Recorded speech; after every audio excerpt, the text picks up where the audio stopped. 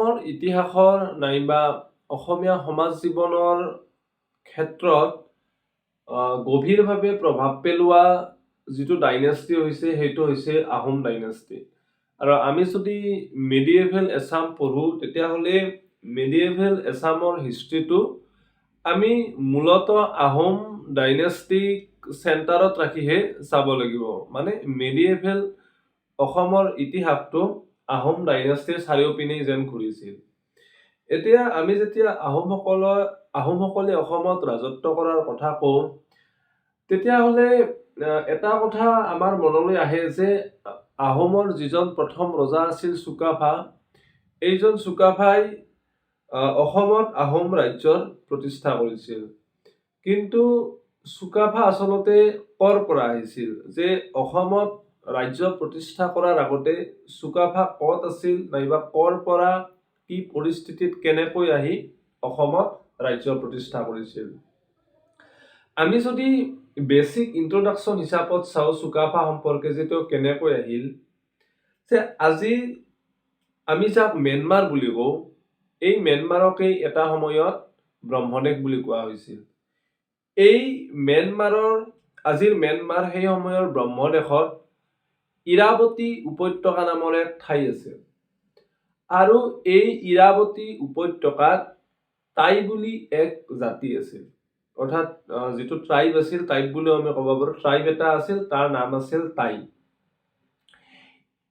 আৰু আহোমৰ ৰাজবংশৰ যি অসমত প্ৰতিষ্ঠা কৰিছিল চুকাফা নাইবা তাৰ পিছত যিসকলে ৰাজত্ব কৰিছিল, এইসকল হৈছে এই টাইসকলৰ বংশধৰ। অৰ্থাৎ যিসকলৰ মূল বসতিস্থল আছিল আজিৰ ম্যানমাৰ আৰু সেই সময়ত যাক ব্ৰহ্মদেশ বুলি কোৱা হৈছিল, আৰু ব্ৰহ্মদেশত ইৰাৱতী উপত্যকাৰ মানুহ। এতিয়া আহোমসকলৰ অৰিজিন সম্পৰ্কে যিটো হিন্দু ৰাজবংশৰ মতে, অৰ্থাৎ হিন্দু ৰাজবংশ বুলি যি এক মতবাদ আছে, সেই হিন্দু ৰাজবংশৰ মতে কোৱা হয় যে আহোমসকল আচলতে দেৱৰাজ ইন্দ্ৰৰ বংশধৰ। যে তেওঁলোক এই মতামতটোৱে কয় যে আহোমসকল দেৱৰাজ ইন্দ্ৰৰ বংশধৰ, আৰু সেই কাৰণেই চাগে এই মতামতটোৰ কাৰণেই চাগে আহোমৰ যেতিয়া যিসকল ৰজা আছিল, এই ৰজাসকলে স্বৰ্গদেউ উপাধি লৈছিল, অৰ্থাৎ নিজকে স্বৰ্গদেউ বুলি কৈছিল। এতিয়া আহোমসকল অসমত কেনেদৰে আহিছিল বা কেনেদৰে প্ৰৱেশ কৰিছিল, সেইটো ইতিহাস এনেকুৱা যে ১০ম শতিকাত এতিয়াৰ যি ব্ৰহ্মদেশ আমি অলৰেডি কৈছো, এতিয়াৰ ম্যানমাৰ তেতিয়া ব্ৰহ্মদেশ, আৰু এই ব্ৰহ্মদেশত থকা ইৰাৱতী উপত্যকাৰ পৰা দুজন ভাতৃ, এজনৰ নাম আছিল খুনলুং আৰু আন এজনৰ নাম আছিল খুনলাই। এইজন খুনলুং আৰু খুনলাইয়ে, আমি যদি জিঅ'গ্ৰাফিত যদি মেপত চাওঁ তেতিয়াহ'লে ম্যানমাৰৰ উত্তৰত অসম অৱস্থিত, আৰু অসমৰ উত্তৰ হিচাপত চালে আমি চীনখন অৱস্থিত।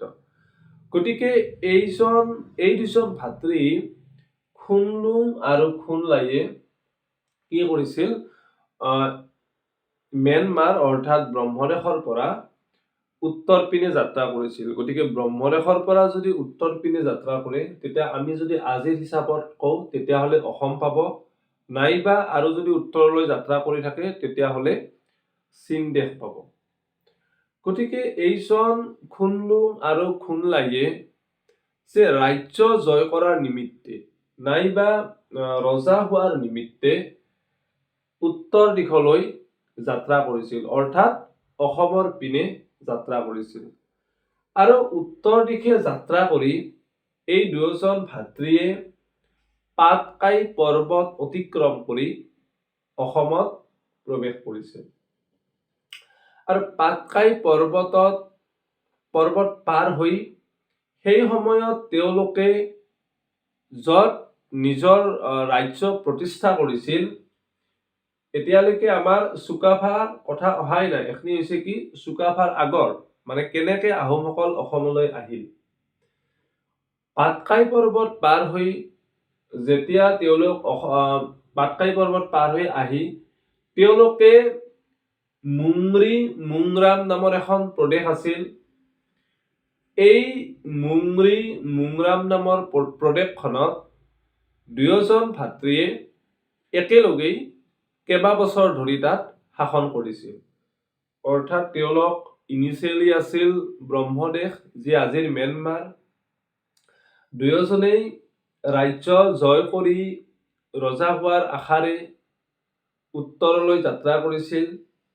উত্তৰত থকা উত্তৰ পিনে যাত্ৰা কৰি পাটকাই পৰ্বত অতিক্ৰম কৰিছিল আৰু অতিক্ৰম কৰি আহি মুংৰি মুংৰাম নামৰ প্ৰদেশত দুয়োজনে লগ হৈ এক দীঘলীয়া সময়ৰ বাবে শাসন কৰিছিল।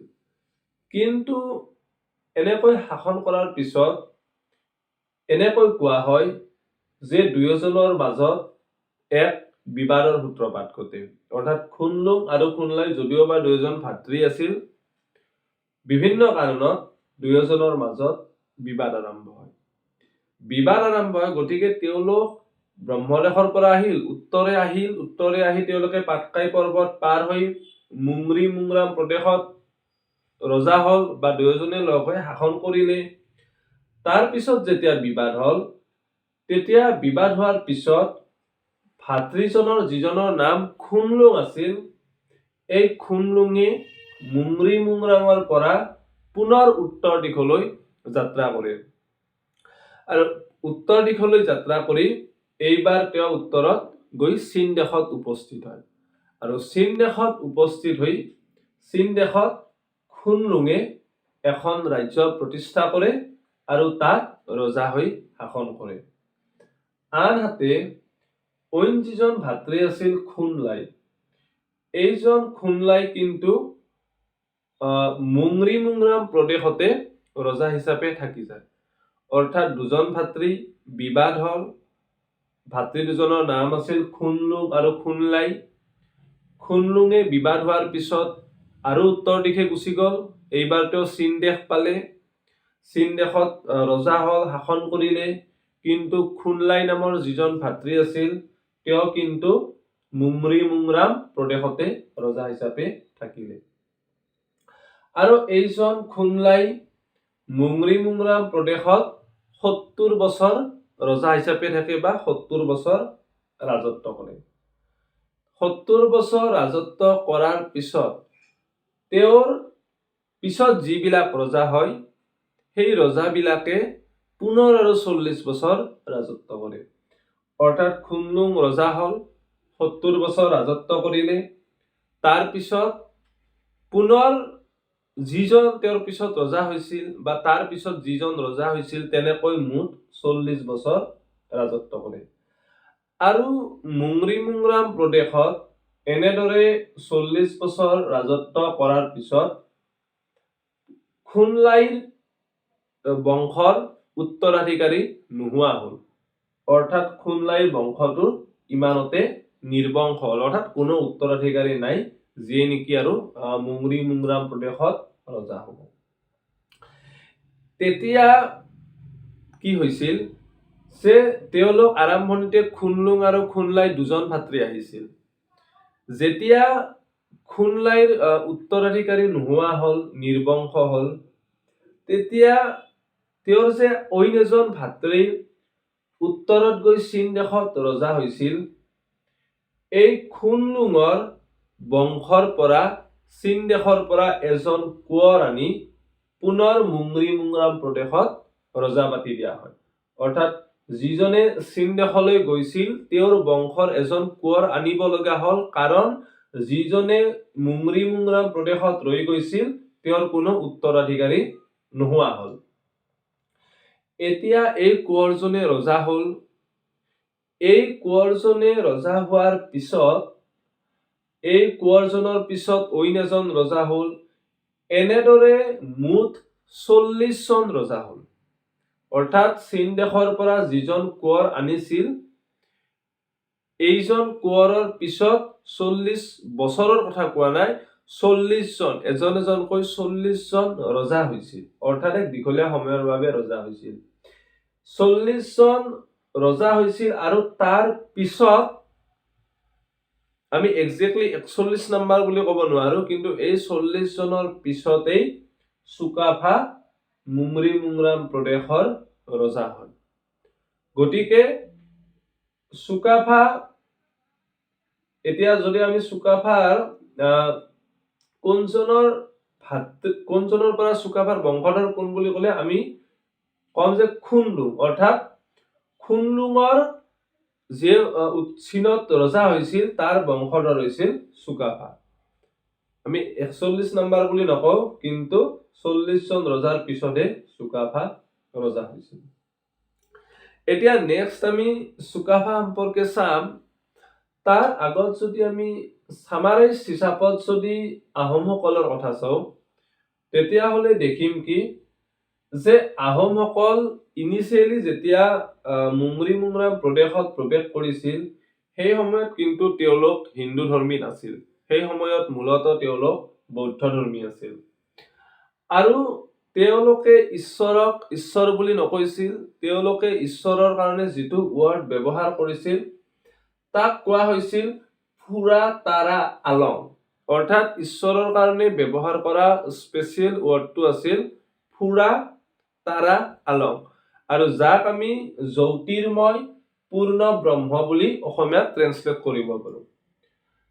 আহোমসকলৰ এক্সপাৰ্টাইজ বিভিন্ন ফিল্ডত আছিল। যেতিয়া আমি আগবাঢ়িম লাহে লাহে তেতিয়া সেইখিনি গম পাম। কিন্তু যদি আমি লিটাৰেচাৰ হিচাপত যদি সামাৰাইজ কৰি চাওঁ, তেতিয়া আহোমসকল বুৰঞ্জী লিখাত এক্সপাৰ্ট আছিল, আৰু বিশেষকৈ জ্যোতিষ শাস্ত্ৰত তেওঁলোক এক্সপাৰ্ট আছিল।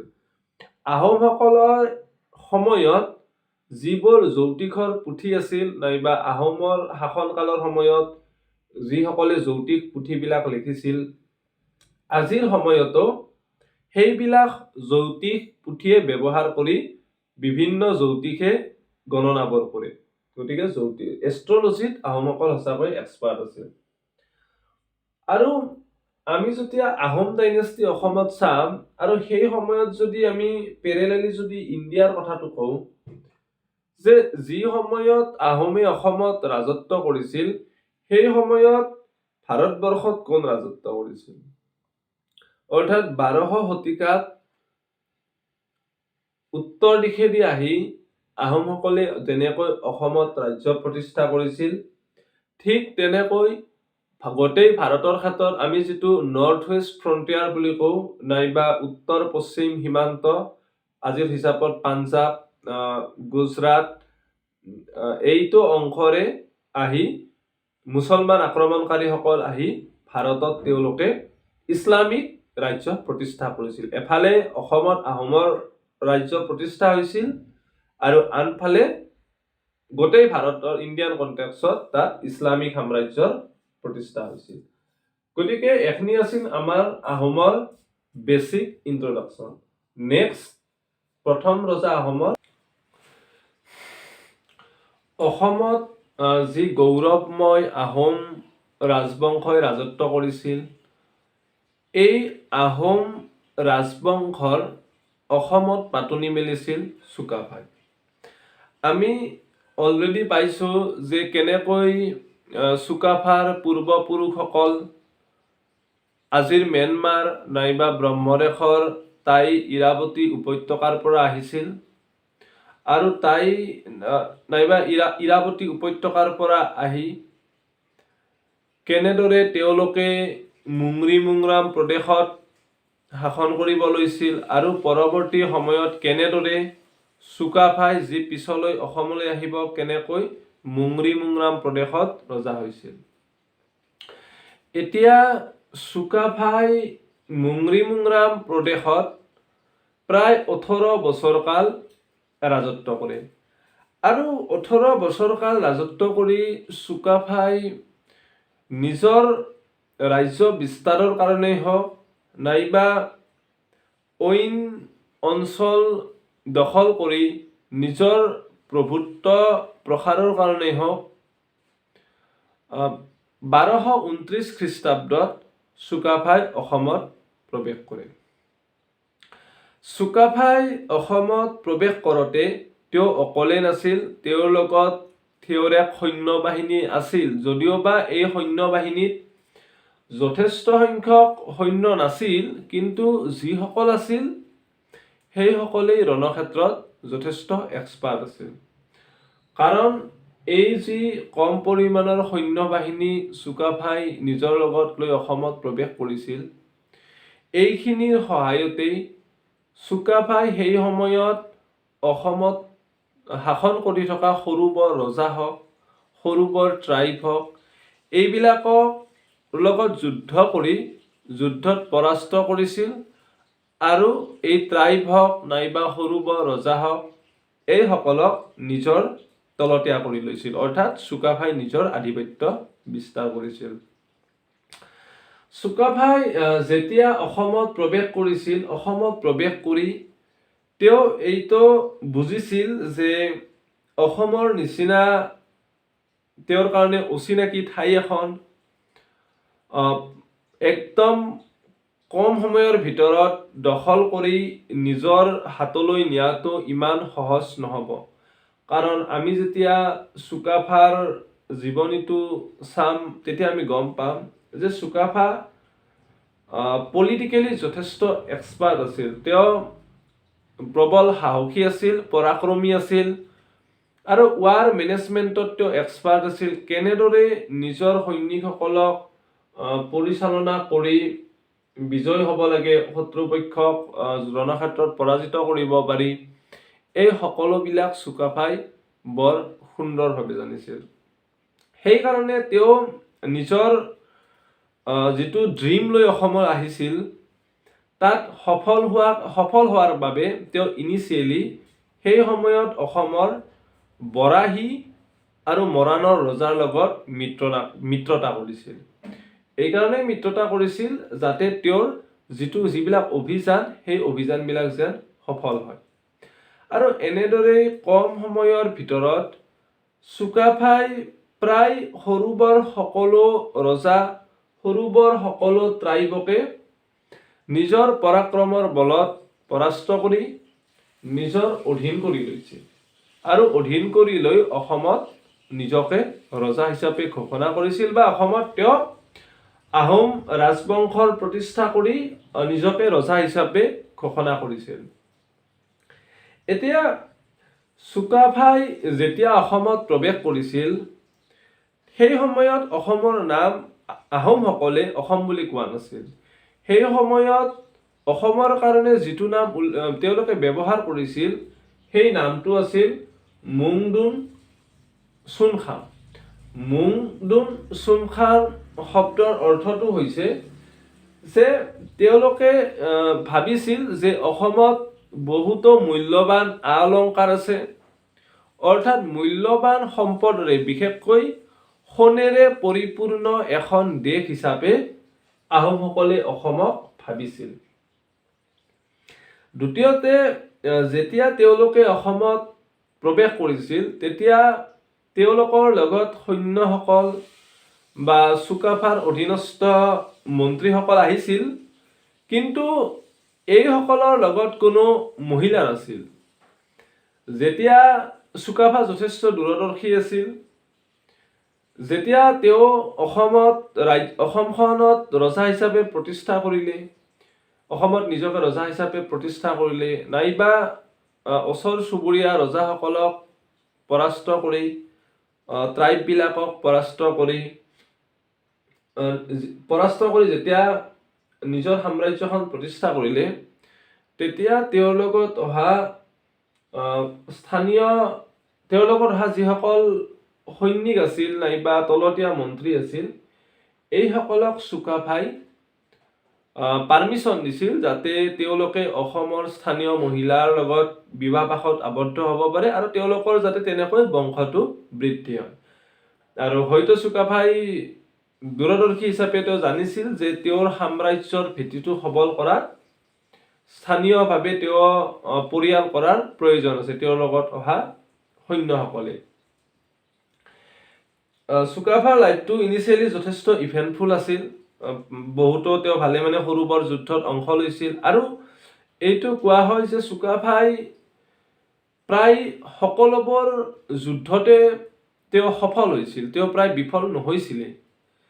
এনেদৰে অসমত চুকাফাই ৩৯ বছৰ কাল ৰাজত্ব কৰি চুকাফাৰ অৱশেষত মৃত্যু হয়। অৰ্থাৎ ৩৯ বছৰ কাল অসমত ৰাজত্ব কৰিছিল, এক দীঘলীয়া সময়। এতিয়া চুকাফাৰ পিছত কোন ৰজা হৈছিল? চুকাফাৰ পিছত তেওঁৰ পুত্ৰ ৩জন আছিল।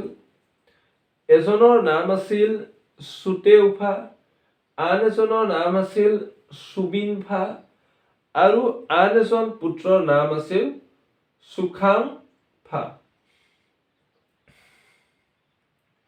অৰ্থাৎ ৩জন পুত্ৰ, এজনৰ নাম আছিল চুতেউফা, আন এজনৰ নাম আছিল চুবিনফা আৰু আন এজনৰ নাম আছিল চুখাংফা। এতিয়া আমি যদি ৰজা হিচাপে যদি চাবলৈ যাওঁ, তেতিয়া চুতেউফা, চুবিনফা আৰু চুখাংফা এই তিনিওজন আমাৰ কাৰণে বৰ বিশেষ ইম্পৰ্টেণ্ট নহয়, কাৰণ তেনেকৈ আহোমৰ কেইবাজনো ৰজা আছিল আৰু সকলোবিলাক ৰজাৰ কথা ইমান ডিটেইলছত আমি নাজানিলেও হ'ব। এতিয়া চুখাংফা পিছত তিনিওজনে ৰজা হৈছিল। চুকাফাৰ পিছত চুতেউফাও ৰজা হৈছিল, চুবিনফাও ৰজা হৈছিল, চুখাংফাও ৰজা হৈছিল। কিন্তু তেওঁলোকৰ ৰুলছবিলাক সিমান ইভেণ্টফুল নাছিল, নাইবা সিমান যুদ্ধ বিগ্ৰহ তেওঁলোক হোৱা নাছিল, সিমান ইম্পেক্টফুল ৰজা নাছিল। চুখাংফাৰ পিছত তেওঁৰ বৰপুত্ৰ চুখ্ৰাংফা ৰজা হয়। অৰ্থাৎ চুকাফা ৰজা হ'ল, তেওঁৰ ৩জন পুত্ৰ ৰজা হ'ল। ৩জন পুত্ৰৰ পুত্ৰ আছিল, ডাঙৰ পুত্ৰ চুখাংফাৰ বৰপুত্ৰ আছিল চুখ্ৰাংফা। এইজন চুখ্ৰাংফা ৰজা হ'ল। কিন্তু এই চুখ্ৰাংফা নিজে ৰজা হ'ল, কিন্তু তেওঁৰ কোনো সন্তান নাছিল, অৰ্থাৎ তেওঁ অপুত্ৰ আছিল। সেইকাৰণে চুখ্ৰাংফাৰ পিছত যিহেতু তেওঁৰ কোনো পুত্ৰ নাছিল, তেওঁৰ ভাতৃ আছিল চুতুফা। চুকাফা ৩জন পুত্ৰ চুখাংফা, চুখাংফাৰ বৰপুত্ৰ আছিল চুখ্ৰাংফা। চুখ্ৰাংফা অপুত্ৰ হোৱা কাৰণে তেওঁৰ ভাতৃ চুতুফা আহোমৰ ৰজা হ'ল।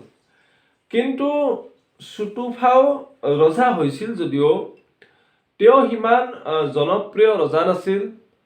বিশেষকৈ তেওঁৰ দিনত যিসকল বিষয়ববীয়া আছিল নাইবা আহোমৰ মন্ত্ৰী আছিল, এই সকলৰ মাজত তেওঁৰ জনপ্ৰিয়তা, চুতুফাৰ জনপ্ৰিয়তা একেবাৰে নাছিল। অৰ্থাৎ তেওঁ প্ৰজাতকৈও তেওঁৰ যিবিলাক মন্ত্ৰী আছিল, বিষয়া আছিল, সেইবিলাকৰ অপ্ৰিয় আছিল। অপ্ৰিয়ৰ কাৰণ এই কাৰণে এটা আছিল যে এইজন চুতুফাই তেওঁ ৰাজ্যবোৰ শাসন কৰোঁতে সম্পূৰ্ণ নিজৰ মতে কৰিছিল। মানে কেতিয়াও তেওঁৰ তাত থকা বিষয়া নাইবা যিবিলাক মন্ত্ৰী আছিল নাইবা অইন গুণী জ্ঞানী আছিল, কাৰো পৰামৰ্শ নলৈছিল। সকলোবিলাক সিদ্ধান্ত নিজৰ মতত লৈছিল। আৰু যিয়ে হয়তো আহোমসকলক যথেষ্ট ক্ষতি কৰিছিল, সেইকাৰণে তেওঁ যথেষ্ট চুতুফা অপ্ৰিয় হৈছিল। চুতুফাই লগতে কি কৰিছিল যে মন্ত্ৰী নাইবা বিষয়ববীয়াসকলৰ পৰামৰ্শ অবিহনে প্ৰায় অকলশৰীয়াকৈ, অৰ্থাৎ সৈন্যবিলাক আছিল কিন্তু পৰামৰ্শৰ অবিহনে চুতীয়া ৰাজ্য আক্ৰমণ কৰিছিল। যিহেতু তেওঁৰ লগত মন্ত্ৰীসকল বা তেওঁক যিসকলে পৰামৰ্শ দিছিল সেইসকলৰ সহযোগ নাছিল, গতিকে এই চুতীয়া ৰাজ্য আক্ৰমণ কৰি চুতুফা বিফল হয়। বিফল হৈ চুতীয়া ৰজাৰ লগত তেওঁ সন্ধি কৰে বা আমি মিত্ৰতা স্থাপন কৰে বুলিও ক'ব পাৰোঁ। চুতুফাই মিত্ৰতা স্থাপন কৰাৰ পিছত চুতীয়া ৰজাই চুতুফাক কৈছিল যে তেওঁলোকৰ তাত নাও খেল অনুষ্ঠিত হ'ব, আৰু এই নাও খেল উপভোগ কৰাৰ কাৰণে চুতীয়া ৰজাজনে চুতুফাক নিমন্ত্ৰণ দিছিল। আৰু তেতিয়া চুতুফাই যেতিয়া এই নাও খেল চাবলৈ গৈছিল, তেতিয়া চুতীয়া ৰজাজনে চুতুফাক কৌশলগতভাৱে যিটো নদী আছিল সেই নদীটোৰ নাম আছিল চফ্ৰাই নদী, এই চফ্ৰাই নদীত বধ কৰিছিল। অৰ্থাৎ চুতীয়া ৰজাই চুতুফাক বধ কৰিলে। এতিয়া চুতুফাটো অপ্ৰিয় আছিলে আৰু চুতুফাৰ পিছতো কোনো যোগ্য উত্তৰাধিকাৰী নাছিল যিয়ে নেকি আহোমৰ শাসনভাৰ ল'ব, আহোমত ৰজা হ'ব বা চুতুফাৰ পিছত ৰজা হ'ব। সেইকাৰণে যিহেতু যোগ্য উত্তৰাধিকাৰী নাছিল, গতিকে 1375 চনৰ পৰা 1380 চনলৈ এই 5 বছৰ আহোমৰ কোনো ধৰণৰ ৰজা নাছিল। অৰ্থাৎ যিসকল বিষয়া আছিল, যিসকল মন্ত্ৰী আছিল, এইবিলাকেই লগ হৈ 1375 পিছত 1380 চনলৈ বিষয়াসকলে চলাইছিল আহোম ৰাজ্যখন। অৰ্থাৎ অসমৰ ইতিহাসত এইটো আমি প্ৰথম বুলিও ক'ব পাৰোঁ য'ত নেকি বিষয়াসকলে এনেকৈ ৰজা নোহোৱাকৈ 5 বছৰ ৰাজ্য এখন চলাইছিল। কিন্তু তেনেদৰে ৰাজ্যখন চলাইছিল যদিও ৰজা নোহোৱাকৈ ৰাজ্য এখন চলোৱাটো ইমান সহজ নহয়, আৰু সেই কথাটো এই বিষয়াসকলে বুজিছিল। সেইকাৰণে তেওঁলোকে যোগ্য এজন উত্তৰাধিকাৰীৰ সন্ধানত আছিল যাক তেওঁলোকে ৰাজসিংহাসনত বহাব পাৰে। এতিয়া আমি কৈছো কি চুখ্ৰাংফাৰ বৰপুত্ৰ আছিল চুখ্ৰাংফা। তেওঁ অপুত্ৰক আছিল কাৰণে চুখ্ৰাংফাৰে ভাতৃক চুতুফাক ৰজা পতা হৈছিল। তাৰপিছত বিষয়াতন্ত্ৰৰ শাসন চলিল। পুনৰ যেতিয়া উত্তৰাধিকাৰীৰ প্ৰয়োজন হ'ল, পুনৰ এইবাৰ চুখ্ৰাংফাৰে সেইবাৰ বৰপুত্ৰক ৰজা পতা হৈছিল। এইবাৰ চুখ্ৰাংফাৰ যিটো মাউজী পুত্ৰ, অৰ্থাৎ মাউজী পুত্ৰক ৰাজসিংহাসনত বহোৱা হৈছিল। তেওঁৰ নাম আছিল ত্যাও খামতি, স্বৰ্গদেউ ত্যাও খামতি। এতিয়া চুতুফা আৰু ত্যাও খামতি ভাতৃ। চুতুফা যেনেকৈ অপ্ৰিয় আছিল মন্ত্ৰীসকলৰ ওচৰত নাইবা বিষয়াসকলৰ ওচৰত, ঠিক তেনেদৰে ত্যাও খামতিৰো বৰ বিশেষ জনপ্ৰিয় ৰজা নাছিল। ৰজা হৈছিল কিন্তু জনপ্ৰিয়তাটো নাছিল। আৰু ত্যাও খামতিও কি কৰিছিল যে তেওঁৰ যে ভাতৃ চুতুফাক চুতীয়া ৰজাই নৈত নাও খেল চাবলৈ মাতি নি অন্যায়ভাৱে বধ কৰিলে, ইয়াৰ প্ৰতিশোধ লোৱাৰ কাৰণে ত্যাও খামতি কি কৰিছিল, চুতীয়া ৰাজ্য আক্ৰমণ কৰিছিল। চুতুফাইও চুতীয়া ৰাজ্য আক্ৰমণ কৰিছিল। তেওঁৰ অধীনত থকা মন্ত্ৰীসকলৰ যদিওবা এই আক্ৰমণত সহযোগ নাছিল বা তেওঁ আক্ৰমণ নকৰিবলৈ পৰামৰ্শ দিছিল। ঠিক তেনেদৰে ত্যাও খামতিও প্ৰতিশোধ লোৱাৰ নিমিত্তে চুতীয়া ৰজাৰ কাৰণ তেওঁৰ ভাতৃক বধ কৰিছিল, নদীত নাও খেল চাবলৈ মাতি নি চুতীয়া ৰাজ্য আক্ৰমণ কৰিছিল প্ৰতিশোধ লোৱাৰ কাৰণে।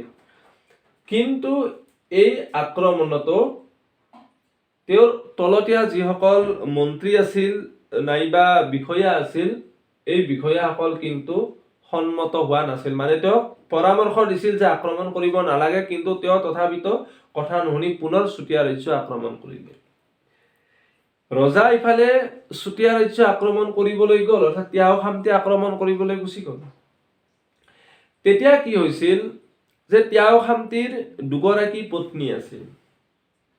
এগৰাকীক বৰকুঁৱৰী বুলি কোৱা হৈছিল আৰু আন এগৰাকী আছিল সৰু কুঁৱৰী। ত্যাও খামতি যেতিয়া চুতীয়া ৰাজ্য আক্ৰমণ কৰিবলৈ যায়, তেতিয়া ৰাজ্যখন চলাবলৈ তেওঁ বৰকুঁৱৰীক দায়িত্ব দিছিল। কাৰণ তেওঁ যিহেতু যুদ্ধত ব্যস্ত থাকিব, ৰাজ্যখন কোনোবাইতো চলাব লাগিব, গতিকে তেওঁ নিজৰ পত্নী অৰ্থাৎ যাক আমি বৰকুঁৱৰী বুলি কৈছো, তেওঁক দায়িত্ব দিছিল। সিমিলাৰলি সেইজন বৰকুঁৱৰীৰ কিন্তু কোনো পুত্ৰ সন্তান নাছিল। অৰ্থাৎ পুত্ৰ সন্তান বুলিয়ে নহয়, তেওঁ অপুত্ৰক আছিল, তেওঁৰ কোনো সতি সন্তান নাছিল। কিন্তু যিগৰাকী সৰু কুঁৱৰী আছিল, এই সৰু কুঁৱৰী ৰজাই যেতিয়া চুতীয়া ৰাজ্য আক্ৰমণ কৰিবলৈ গৈছিল সেই সময়ত সৰু কুঁৱৰী গৰ্ভৱতী আছিল আৰু তেওঁৰ যিহেতু পুত্ৰ সন্তান হোৱাৰ সম্ভাৱনা আছিল বা তেওঁ যিহেতু গৰ্ভৱতী আছিল সেইকাৰণে ৰজাই সৰু কুঁৱৰীক অলপ অধিক মৰম কৰিছিল বা সৰু কুঁৱৰীৰ প্ৰতি এট্ৰাকশ্যনটো ৰজাৰ অধিক আছিল যিটো কথাত বৰকুঁৱৰীয়ে সহ্য কৰা নাছিল আৰু এতিয়াতো ৰাজ্যত ৰজা নাইয়ে ৰজাই চুতীয়া ৰাজ্য আক্ৰমণ কৰিবলৈ গৈছে তেনেতে বৰকুঁৱৰীয়ে কি কৰিছিল যে এক কাল্পনিক ফলছ এক কাহিনী ৰচনা কৰি সৰু কুঁৱৰীক ফচাই দিছিল অৰ্থাৎ এটা ট্ৰেপত সৰু কুঁৱৰীক ফচাই দিছিল তাৰপিছত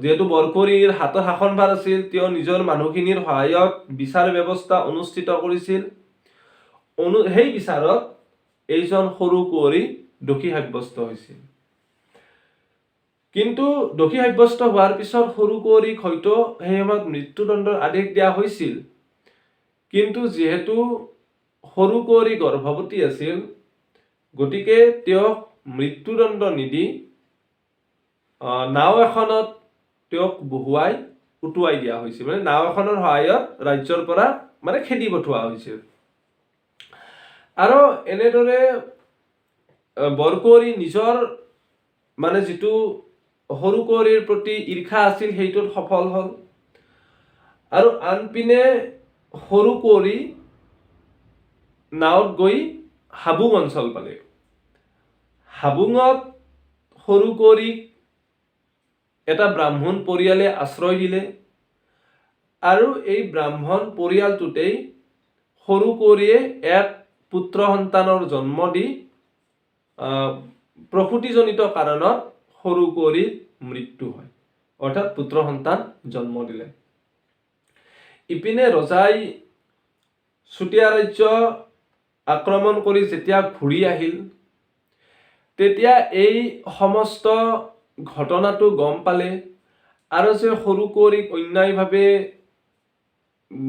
দণ্ড দি ৰাজ্যৰ পৰা খেদি পঠোৱা হৈছিল এইটো গম পাই ৰজাই যথেষ্ট মনোকষ্ট পাইছিল কিন্তু এইজন ৰজাইও মই কোৱাৰ দৰে যে মন্ত্ৰী বিষয়াসকলৰ প্ৰিয় নাছিল যথেষ্ট অপ্ৰিয় আছিল সেইকাৰণেই মন্ত্ৰী বিষয়াসকলেই এইজন ৰজাক লগ হৈ বধ কৰে অৰ্থাৎ চুতুফাৰ পিছত যিজন তেওঁৰ ভাতৃ ত্যাও খামতি ৰজা হৈছিল এই ত্যাও খামতিক তেওঁৰেই মন্ত্ৰী নাইবা বিষয়াসকলে লগ হৈ বধ কৰে কাৰণ তেওঁ অপ্ৰিয় আছিল নেক্সট তেওঁক যেতিয়া বধ কৰিলে তেওঁক বধ কৰাৰ পিছত পুনৰ এক উত্তৰাধিকাৰীৰ সমস্যা আহে আহোমত যে